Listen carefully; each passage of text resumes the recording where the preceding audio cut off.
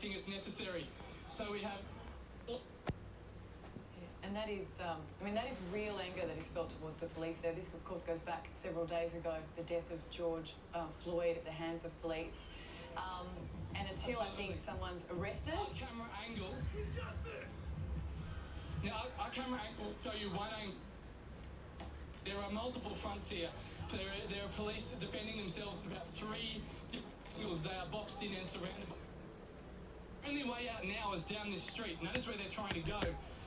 But whether the crowd senses that and is following them, again hurling projectiles, and the people who scattered originally, oh, well here come the stun grenades again. Okay, it's all right, we're out of harm's way now, but you can see the police there, out of the back of that car, they are throwing the stun grenades. They want to try to retreat and get out of here. And that's when things are going to become interesting now, because once they get out of here, the crowd's really got no reason not to go nuts. You're seeing a whiskey bottle just got thrown at the police there. Tim, we know the National Guard has been... There was a rock. Just a reminder to everyone, this is not Lebanon and civil war. This is the heart of America, and it's war on the streets as we go to air right now. Tim, that is frightening. Yeah. That is crazy, that big rock there, and he just had no compunction about throwing it. The police didn't do anything. They're now firing out the window. Oh. Okay. You just be careful where you are there, Tim, hey? So we don't get hit by a stun grenade. Yeah. And if we pan back here, you can see, Bob, have a look at this. This is where the crowd that is following them down the street now. So now the police are getting out of here. We're with 9 News Australia. And there's people asking us where we are. It's better to say we're from Australia. It lessens the tension. There's people throwing things as police leave now. And now we'll wait and see what happens, especially down here at the police station. The last police car is here. It is getting pelted with objects. Hey, Tim, and we've you can see behind this police car is one of the buildings they set on fire last night. The crowd is now marching down this street, chanting. Some guy saying there's a sniper out here. I find that unlikely. It's mayhem. But yes, certainly plenty of people sniping shots at police. Okay, we're going to move down here. But the police have stopped for some reason. So wait and see. They're just making themselves a stationary target. As you can see, police cars still getting pelted by things. They will fire back now. Here we go. Oh, that guy again throwing a massive rock at the same rock at the police station. He hit the police car, right in the back. Now police are speeding off. And here we will see the crowd follow them now. Tim, we've just got word through, and this is news that the protesters, they're not going to like. Minnesota prosecutor has just said that the video showing George Floyd's death is terrible, but says there's other evidence that does not support a criminal charge. So based on that, these police officers involved will not face a criminal charge over the death of George Floyd. What is that going to do to the crowd there? There is no words. This will descend into riots, chaos. When they find out about this, because that's the one piece of information they've been hanging on, that is the one thing they have been demanding. They want action against this, continue to burn day after day, night after night, unless there is action, unless there is charges, and unless people are actually arrested. But in this case, if that doesn't, well, who knows what these people are going to do. I'd say more of that, more burning, more rioting, but that news will just incite them. It will make them so angry. Well, you can't put into words what this will do.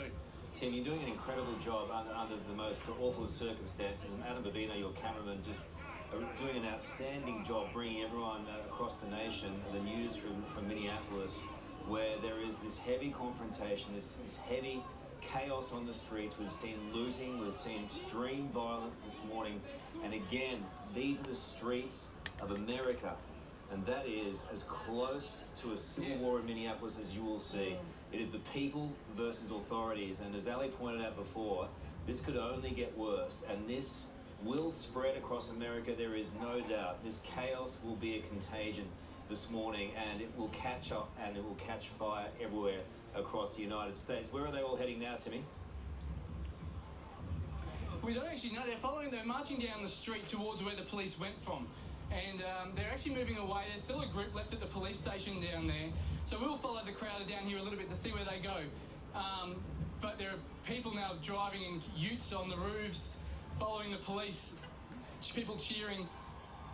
It's but wonder if they go there. What happens now? The big thing that we've been talking about the protesters is they keep on saying wait until it gets dark, wait until it gets dark. And with that news that Ali just brought through about the no criminal prosecutions against police, then we only wait to find out what that's going to mean in nightfall, which is only about 3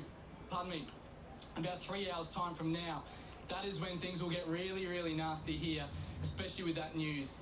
And this crowd is fired up. This event here, that's just fired them up enough. No matter more news about these police not facing criminal charges. We had crowds at one of the police officers' houses last night. So that sign sums it up, doesn't it? there. It's Hey Timmy, Yeah, we'll let you catch your breath, mate. We know it's been difficult, a very difficult 45 minutes for you. In fact, it's been a difficult couple of hours. We'll let you reposition there, catch your breath. And look, I know that there's lots of stuff going on down the street, but this, as Timmy just mentioned, is probably just the start of it. There is going to be much more happening as this day progresses in the United States into the afternoon and worse into early evening. We'll be back with more. Hát ennyi volt a buliból, gyerekek. Van még mindenfelé. Én inkább nem mondok erre semmit. Csak nézzük. George Floyd's death sparking protests across the country. Denver went into lockdown yesterday after someone there fired a gun near a peaceful protest. Protesters in Columbus, Ohio charged the state capitol, and more demonstrations are expected there today. And protesters are also rallying in New York for a second day. NBC News correspondent Ron Allen is there. And Ron, what's happening where you are in the city? Well, Allison, there's a crowd of several dozen protesters that are getting bigger. Hát ez ugye láthatjuk, ez New Yorkban van. Egész USA-ban, több államban megmozdultak az emberek, kimentek az utcára, és tüntetnek ezért a Floyd nevezetű fekete férfiért, akinek a nyakára a rendőr rátérdelt. Többször jelezte, hogy nem kap levegőt, és ugye a rendőr nem szállt le a nyakáról, és hát ott a földön kiterítve a nyakán térdeplő rendőrrel szépen lassan megfulladt. Mondjuk ez tényleg durva.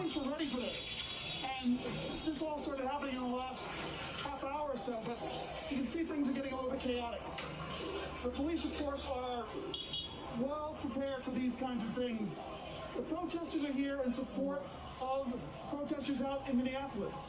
They're also, this is a We Can't Breathe protest, which of course echoes Eric Gardner. The Garner case happened 6 years ago, next month, July 2014. To this day, no officer has been charged with a crime in that case. And these protesters are very aware of that. You can see here they're bringing out some guy who's causing some problems. Unsure what exactly he was doing down here, but clearly the police are not playing with this. They don't want any trouble back here. So, just watching the situation, it's a very narrow street, and again, it's the police are... You are unlawfully in the road. So this is also, the police are concerned about not just crowd control during an incident here, during a protest, but of course there's social distancing. We're in the middle of a pandemic as well, and that's not happening either. So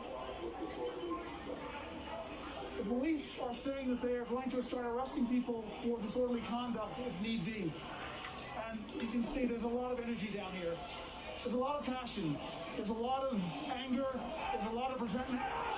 And now you can see that the police are really being adamant about clearing the street down here. Yeah, Ron, you can feel it, you can hear it, you can see it there for sure. Yeah, absolutely. Make sure that you're in a safe place.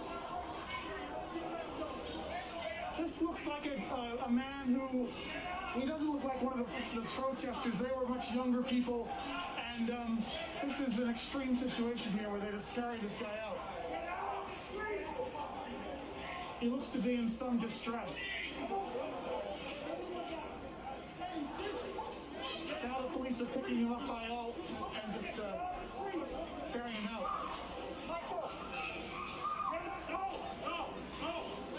Okay, let's get him, understand where we are here. Let's. All right, the cops are insisting that we get out of the street on this sidewalk, trying to bring order here. Let's see if we can see what's going on down there a little bit.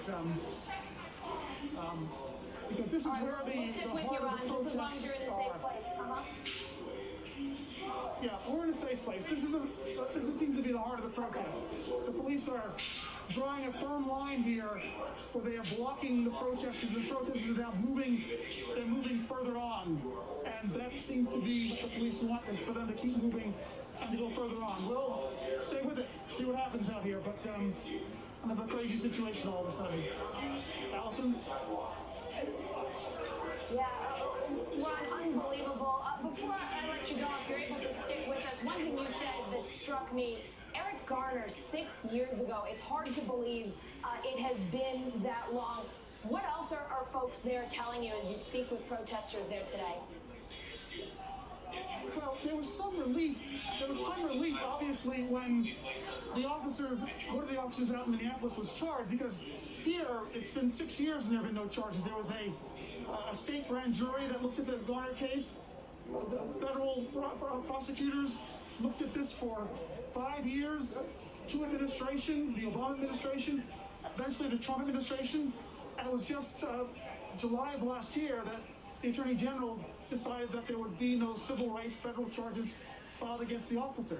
The officer, Daniel Pantaleo, was fired as a result of a NYPD internal disciplinary hearing, but there has not to this day been anyone held criminally responsible in the Eric Garner death. And so when things started happening out in Minnesota, it looked like that. Everyone was dreading that this case out there, the Floyd case, could go on. Here's another arrest. They're taking out another individual. Yeah. The police are not playing. The police do not want this to get out of control, and they are serious today. You can see over there across the street, there's a strong presence guarding the entrance to the courthouse, and that's the entrance to the district attorney's office as well. And now the police and the protesters are moving on down into Chinatown. More dense streets. More people. We'll have to see where this goes. Ron, we have seen protests in New York City before, Union Square in particular, downtown, no stranger to people expressing how they feel, demands for justice, you name it. I mean, we talked about Eric Garner, but there have been cases before. How does what you're seeing today compare to protests you've covered in the past? You know, Allison, I hate to say it, but it has this feeling of deja vu all over again. That, the first big protest I can remember covering was out in Los Angeles after the Rodney King trial in the early 90s. Yeah. That's what, 30 years ago? And that was, there's videotape there too. And everyone thought those officers would be convicted because of the videotape, but they weren't. And that caused the LA uprising, as it's called. Here's another person getting arrested there. They've got the person's hands in restraints. It seems that it looks like the main crowd of the protesters have gone further up the street there. They're way down there. They're about 3 or 4 blocks ahead of us. And but the police are blocking this area of the city off right here now as well. It's just, it's really chaotic down here. This was supposed to be a protest in Foley Square. It was an area that was surrounded, cordoned off. There's another, that's at least the 3rd or 4th person we've seen taken away. Here's another woman, young woman over here. Right up over here.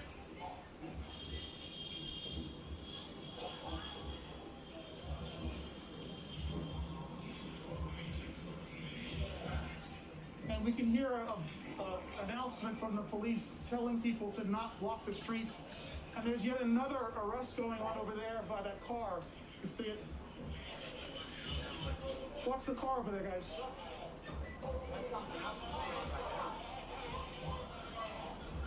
Why don't we keep on going down?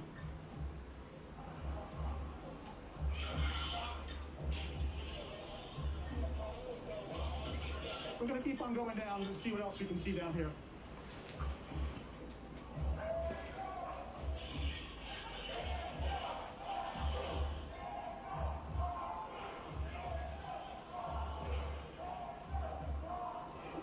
And you hear the chant there now. It's hands up. I was going to ask you, what are they chanting? Anthem from Ferguson. Hands up, don't shoot, which was the anthem rallying cry in Ferguson after the death of Michael Brown. Another case where a grand jury did not bring charges. The officer never faced charges. The federal government chose not to prosecute as well. These civil rights cases have a very high burden of proof threshold to convict an officer. Officers are given the benefit of the doubt because they are licensed and they are expected to use force. So to convict an officer of excessive force, deadly force, it's a tough burden.